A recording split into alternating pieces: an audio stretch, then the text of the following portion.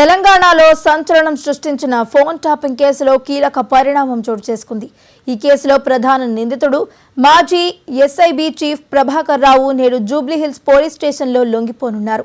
దర్యాప్తుకు సహకరించడం లేదన్న రాష్ట్ర ప్రభుత్వ అభ్యర్థన మేరకు ఆయన్ను తక్షణమే లొంగిపోవాలని సుప్రీంకోర్టు ఆదేశించింది.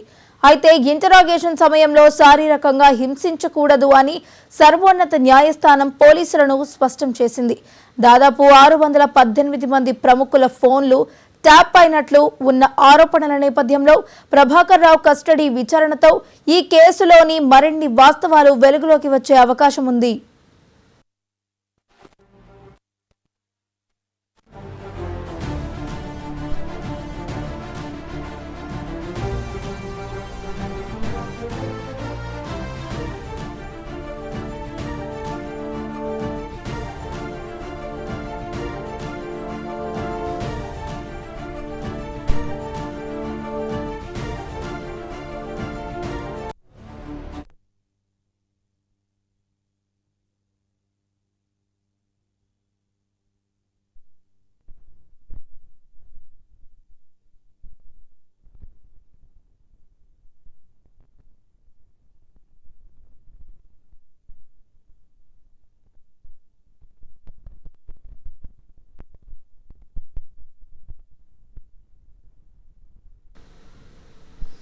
తెలంగాణలో సంచలనం సృష్టించిన ఫోన్ ట్యాపింగ్ కేసులో కీలక పరిణామం చోటు చేసుకున్నట్టు తెలుస్తుంది. ఇక ఇదే అంశానికి సంబంధించి మరింత సమాచారాన్ని మా స్పెషల్ కరెస్పాండెంట్ దుర్గేష్ అందించడానికి సిద్ధంగా ఉన్నారు.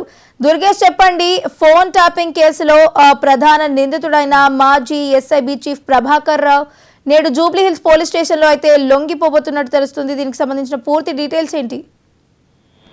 దేశవ్యాప్తంగా సంచలనం రేపినటువంటి ఫోన్ టాపింగ్ వ్యవహారంలో ఒక్కొక్కరు కూడా బయటికి లాగినటువంటి పరిస్థితి. దాదాపుగా తిరుపతి అనగా దాంట్లో ఉన్నటువంటి టీం ఏందో ఎస్ఐబి మాజీ చీఫ్ ఉన్నటువంటి ప్రభాకర్ రావు ఇదంతా కూడా చేసినట్టు కూడా